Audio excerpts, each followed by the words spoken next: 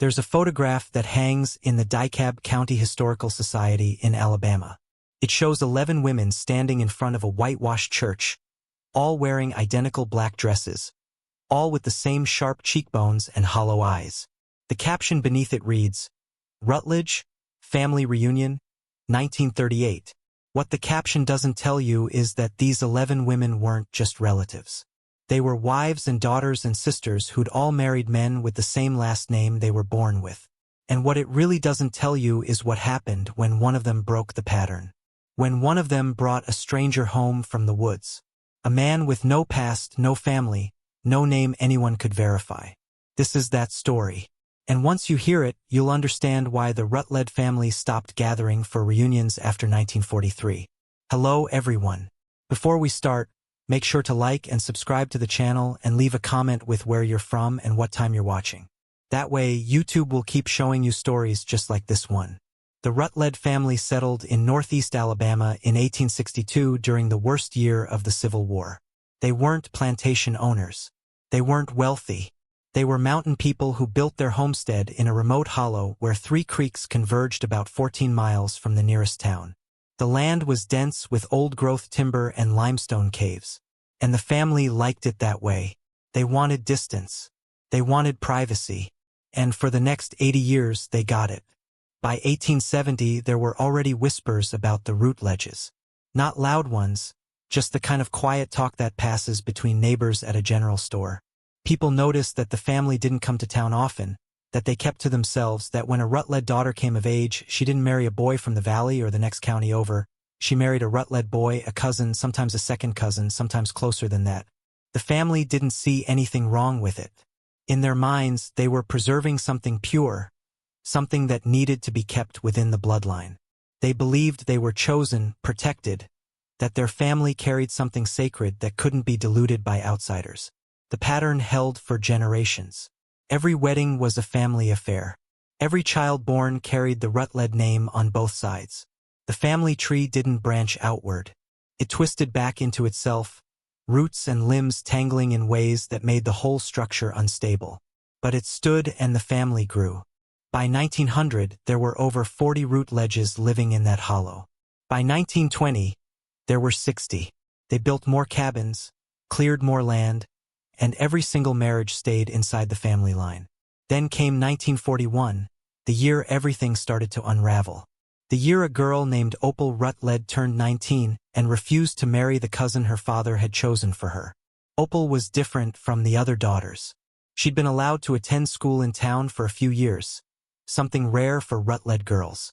She'd seen how other families lived. She'd read books. She'd heard music on a radio at the school teacher's house. And when her father told her she'd be marrying her second cousin, Raymond, that spring, she told him no. Not quietly, not with submission. She looked him in the eye and said she'd rather die than marry a man who was already half-brother to her by blood. Her father locked her in the root cellar for 3 days. When she came out, she didn't apologize. She didn't relent. She ran straight into the woods toward the deep places where even the Rutledges didn't go. And when she came back 2 weeks later, she wasn't alone. The man Opal brought back didn't look like anyone from the valley. He was tall, maybe 6.5 feet, with black hair that hung past his shoulders and eyes so pale they looked almost colorless in certain light. He wore clothes that seemed handmade, stitched from animal hides and rough wool, and he didn't speak much. When he did, his voice was low and soft, like someone who'd spent years talking only to himself. Opal introduced him as Silas, just Silas. No last name, no family, no town he came from.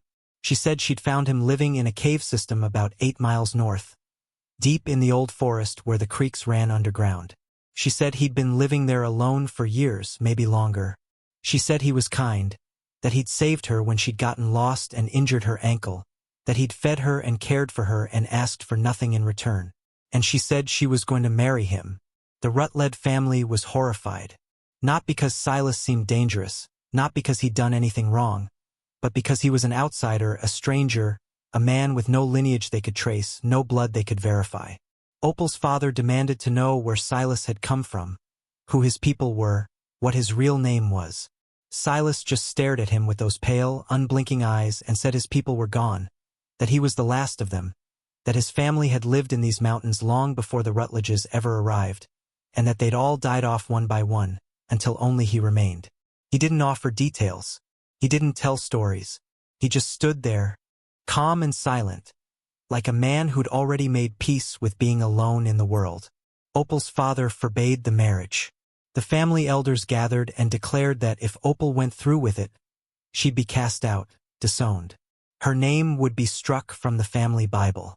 She'd lose her inheritance, her place at family gatherings, her right to be buried in the Rutledge plot.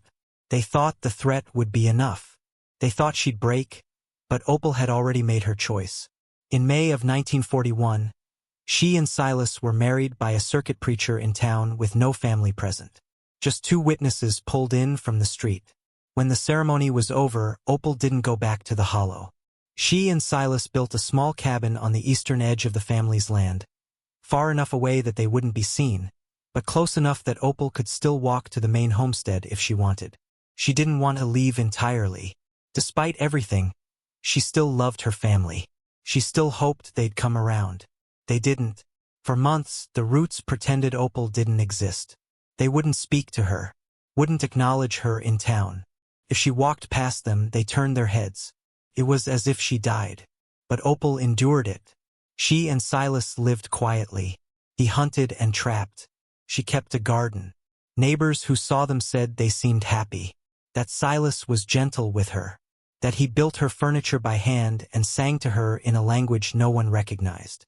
Some people thought it was beautiful. Others thought it was strange. A few thought it sounded older than any language they'd ever heard, like something that shouldn't still exist. Then, in the winter of 1942, Opal became pregnant. And that's when the Rutledge family started paying attention again. The pregnancy changed everything. Not because the family suddenly forgave Opal, but because they became afraid. The elders started having meetings in the main house late at night behind closed doors. Neighbors reported seeing lanterns burning in the windows until dawn. Some of the younger Rutledges whispered that the family was worried about what kind of child Opal would have, what blood it would carry, whether it would still be Rutledge blood at all or something else entirely, something they couldn't control or understand. The family had spent 80 years keeping their bloodline closed and pure, and now Opal had shattered that. She'd introduced something unknown into the family tree, and they didn't know what it would grow into. Opal's mother was the first to break the silence. She walked to the cabin one morning in early spring and knocked on the door. When Opal answered, her mother didn't apologize. She didn't embrace her. She just looked at Opal's swollen belly and said the family wanted to help. That they wanted Opal to come back to the main house for the birth. That it wasn't safe for her to deliver a baby out in the woods with only Silas to help her. Opal refused. She told her mother she had everything she needed. That Silas knew herbs and remedies. That he'd delivered animals before and understood the process. Her mother's face went pale. She begged Opal to reconsider. She said the family was willing to let Silas stay in one of the outbuildings, that they'd even allow him to be present for the birth. But Opal had to come home. Opal asked her mother why. Why now? After months of silence, did the family suddenly care? Her mother didn't answer. She just turned and walked back through the trees. 2 weeks later, Opal went into labor. It was a difficult birth. It lasted nearly 2 days.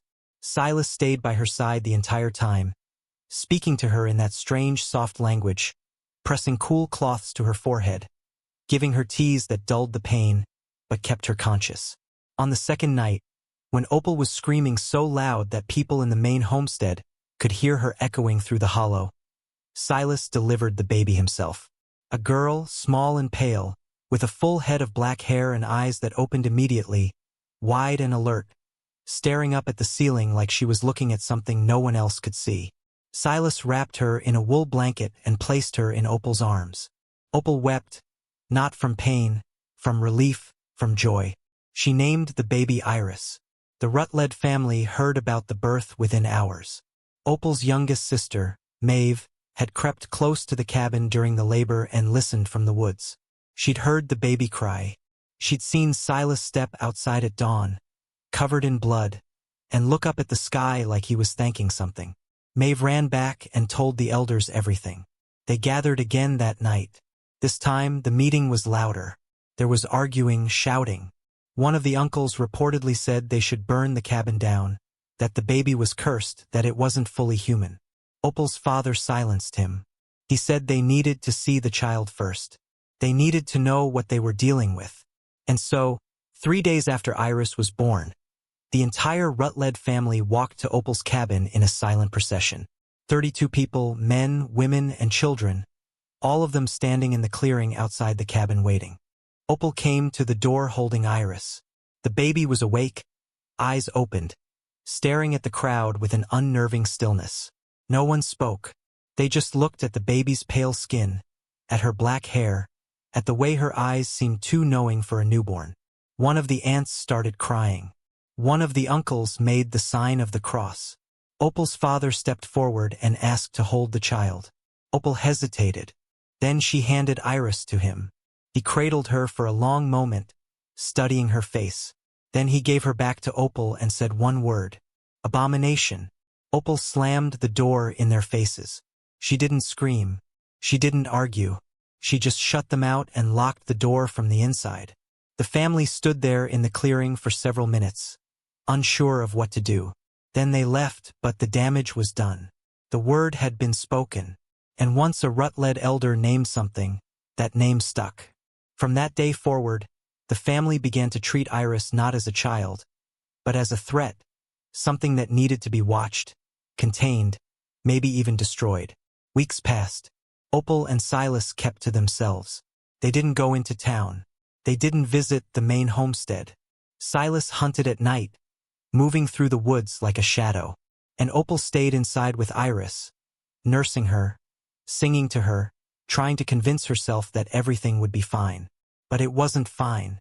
Strange things started happening around the cabin. Animals would gather at the tree-in and stare. Dozens of them, deer, foxes, raccoons, even birds, all standing perfectly still, watching the cabin in silence. Opal would step outside and they'd scatter. But the next night they'd be back. Silas didn't seem bothered by it. He told Opal the animals were curious, that they recognized something in Iris, something old. Opal didn't ask what he meant. Then the Rutledge children started having nightmares. All of them at the same time they'd wake up screaming, saying they dreamed of a baby with black eyes standing at the foot of their beds, staring at them without blinking. The parents tried to dismiss it as coincidence, as fear spreading through the family like a sickness. But the nightmares didn't stop. They got worse. The children said the baby in their dreams would whisper to them, not in English, in something else, something that made their ears hurt. One boy, only 7 years old, woke up speaking in a language his parents didn't recognize. He spoke it for 3 hours straight before he finally collapsed from exhaustion. When he woke up, he couldn't remember any of it, but his mother had written some of it down. She showed the paper to one of the elders, who took it to a professor at a college 2 counties over. The professor said it looked like a corrupted form of a Native American dialect, one that hadn't been spoken in over 200 years, one that shouldn't exist anymore. The Rutledge family was terrified. They became convinced that Iris was doing something to them, that she was cursed, that Silas had brought something unnatural into their bloodline. Opal's father called another meeting. This time he didn't invite everyone, just the men, just the ones he trusted. They met in the barn and spoke in low voices about what needed to be done. Some of them wanted to confront Silas directly to demand that he take the baby and leave. Others said that wouldn't be enough, that the baby had already infected the family, that her presence alone was poisoning them. One of the uncles suggested something darker. He said the only way to stop it was to remove the baby entirely, permanently. Opal's father didn't agree to it, not out loud, but he didn't stop the conversation either. He let it sit in the air between them, let the idea take root. 2 nights later, someone tried to break into Opal's cabin. She woke to the sound of the door being forced open, the scrape of metal on wood. She grabbed Iris from the cradle and ran to the back room where Silas was already awake, standing by the window with a hunting knife in his hand. He told her to stay quiet, to stay down. Then he moved toward the door. Opal heard shouting, a struggle, the sound of something heavy hitting the floor. Then silence. When Silas came back, his hands were covered in blood. He didn't say whose.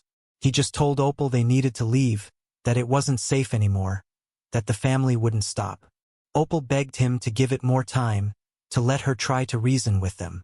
Silas looked at her with those pale, unblinking eyes, and said there was no reasoning with people who believed their blood was sacred, that they'd kill to protect it, that they'd already tried once and they'd try again. Opal didn't want to believe him, but deep down, she knew he was right. They left the cabin 3 days later. Not permanently, just far enough to feel safe. Silas led Opal and Iris deep into the forest to the cave system where he'd been living when Opal first found him. The caves were vast, miles of tunnels carved into limestone with underground streams and chambers large enough to stand in. Silas had made one of the chambers livable years before. There was a fire pit, bedding made from animal furs, shelves carved into the rock walls. It was cold and dark, but it was hidden. No one from the Rutledge family knew where it was. No one had ever ventured that deep into the woods. Opal hated it at first. She hated the dampness, the way sound echoed, the feeling of being buried alive. But Iris seemed calm there. She didn't cry. She slept peacefully in Opal's arms, her tiny chest rising and falling in steady rhythm. Silas said the baby felt safe in the earth, that she understood it in a way most people couldn't. They stayed in the caves for 2 weeks.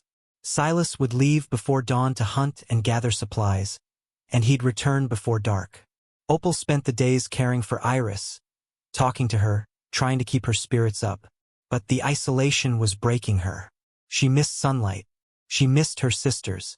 She missed the life she thought she'd have. One night, she told Silas she wanted to go back, that she wanted to try one more time to make peace with her family. Silas didn't argue.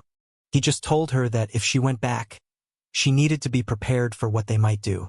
That fear made people dangerous, that the Rutledges weren't going to change their minds. Opal said she had to try for Iris for the chance that her daughter might grow up knowing her family. Silas nodded. He said he'd go with her, that he wouldn't let her face them alone. They returned to the cabin on a Sunday morning in late summer. The air was thick and humid, and the cicadas were screaming in the trees. When they emerged from the woods, Opal saw that someone had been there. The garden had been trampled. The door was hanging off its hinges. Inside, everything had been destroyed. Furniture overturned, clothing torn, the cradle smashed into pieces. On the wall, someone had painted a single word in black tar. Demon.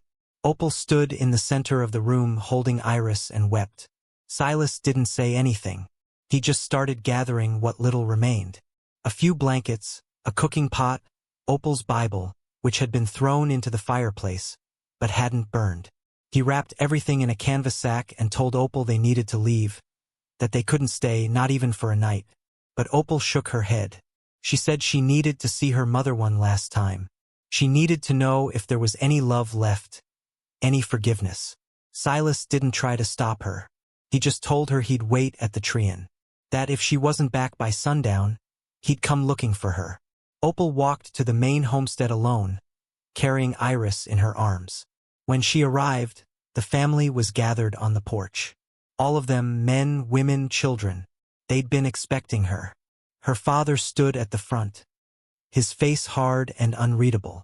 Opal stopped at the bottom of the steps and asked to speak to her mother. Her father said her mother didn't want to see her, that none of them did. Opal's voice cracked. She said she just wanted them to look at Iris, to see that she was just a baby, an innocent child, that whatever they believed about her was wrong. Her father's expression didn't change. He said the baby was a corruption, that she carried blood that didn't belong, that the nightmares hadn't stopped, that the animals were still gathering at night, that children in the family were getting sick with fevers no doctor could explain. He said it was all because of Iris, because of what Silas had brought into their family. Opal begged. She said they were wrong, that they were letting fear blind them. Her father raised his hand and pointed toward the woods. He told her to leave, to take the baby and the stranger and never come back. He said if she ever set foot on Root land again, they'd kill her. Not out of hatred, but out of necessity to protect the family. Opal turned and walked away. She didn't look back. When she reached the tree-in, Silas was waiting. He took Iris from her arms and held her while Opal collapsed to her knees and sobbed. She cried until there was nothing left, until her throat was raw and her body was shaking. Then she stood up, wiped her face, and told Silas they needed to disappear completely, that there was no life for them here anymore. Silas agreed. He said he knew a place far north, deep in the mountains where no one would find them, where they could live in peace. Opal nodded, and that night, under the cover of darkness, they left. They took nothing but what they could carry, and they never came back. If you're still watching, you're already braver than most. Tell us in the comments what would you have done if this was your bloodline. The Rutledge family never spoke of Opal again. Her name was struck from the family Bible just as they'd promised. Her sisters were forbidden to mention her. Her photographs were burned. It was as if she'd never existed. But the nightmares didn't stop. The children kept waking up screaming. The animals kept gathering at the edge of the property, watching, and the fever spread. First, it was the children, then the young mothers, then the elderly.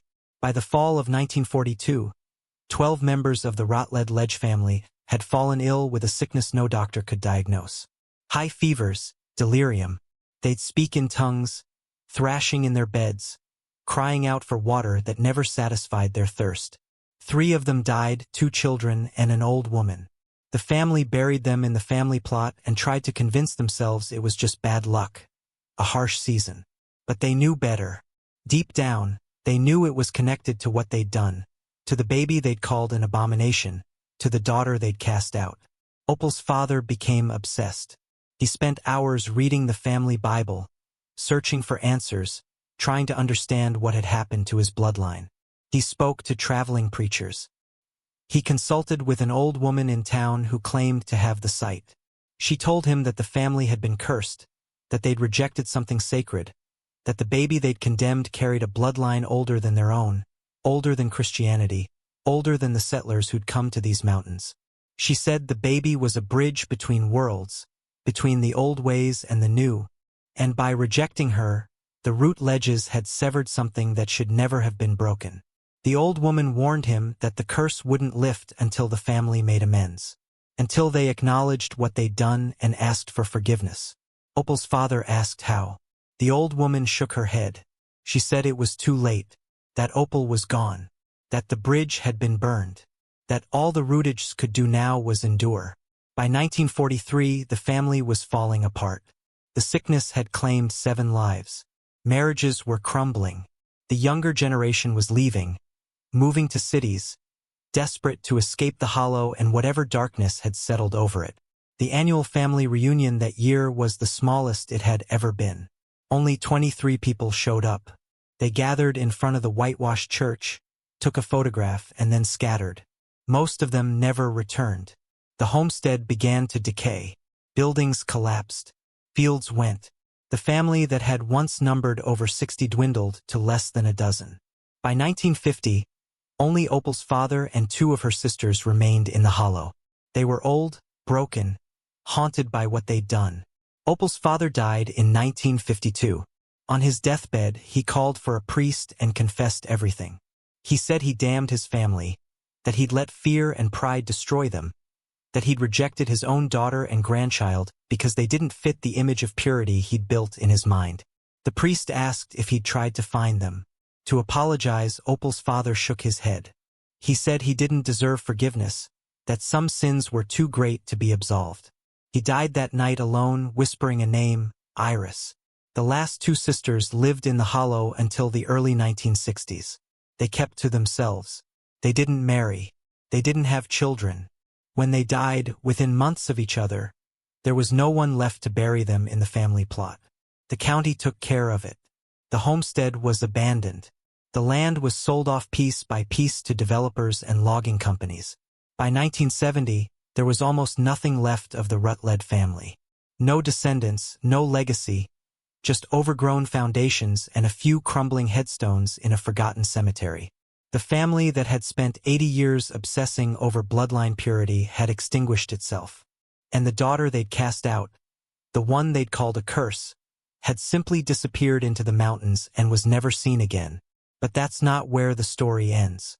Because in 1987, a hiker stumbled across something in the deep woods of northeast Alabama, a small settlement, for cabins built in a clearing near an underground spring. The hiker approached cautiously. The cabins looked old but well-maintained. Smoke was rising from one of the chimneys, and then he saw them. People, a family, men, women, children, maybe 15 of them in total. They were dressed simply. They moved quietly, and when they noticed the hiker, they stopped and stared, not with hostility, just with curiosity. The hiker waved. One of the women stepped forward. She was elderly with long white hair and pale eyes. She asked if he was lost. The hiker said he was just exploring. He asked who they were. The woman smiled. She said they were just a family, that they'd lived in these woods for a long time, that they preferred to be left alone. The hiker nodded and apologized for intruding. As he turned to leave, he noticed something. A little girl, maybe 5 years old, watching him from behind one of the cabins. She had black hair and pale skin and eyes that seemed too aware, too knowing. She didn't blink. The hiker felt a chill run down his spine. He left quickly and didn't look back. The hiker reported what he'd seen to the local ranger station. He gave them coordinates, described the settlement, mentioned the strange family living miles from any road or town. The rangers said they'd look into it, but they weren't concerned. People lived off-grid in these mountains all the time. Survivalists, hermits, families who didn't trust the government. It wasn't unusual, but the hiker couldn't shake what he'd seen, especially the little girl. The way she'd stared at him like she could see straight through him. He went back 3 weeks later with a friend. They hiked to the same coordinates, but when they arrived, there was nothing there. No cabins, no clearing, no sign that anyone had ever lived there. Just dense forest and limestone rock. The hiker swore he had the right location. His friend thought he'd imagined it, that he'd gotten turned around in the woods and fabricated the memory. But the hiker knew what he'd seen. He knew it was real. Over the years, there have been other sightings. Hunters who've reported seeing smoke rising from deep in the forest when no one should be living. Campers who've heard singing in a language they didn't recognize echoing through the trees at night. In 2003, a wildlife photographer captured something strange on film. He was documenting deer migration patterns and set up motion-activated cameras throughout the forest. When he reviewed the footage weeks later, one camera had captured a group of people walking through the frame at dusk. 7 of them moving in single file, wearing simple handmade clothing. They weren't hiking. They weren't carrying modern gear. They looked like they belonged to another time. The photographer enhanced the images. In the clearest frame, you can see a woman at the front of the line. Elderly, white hair, pale eyes. Behind her, several younger people. And at the very back, a tall figure with long black hair.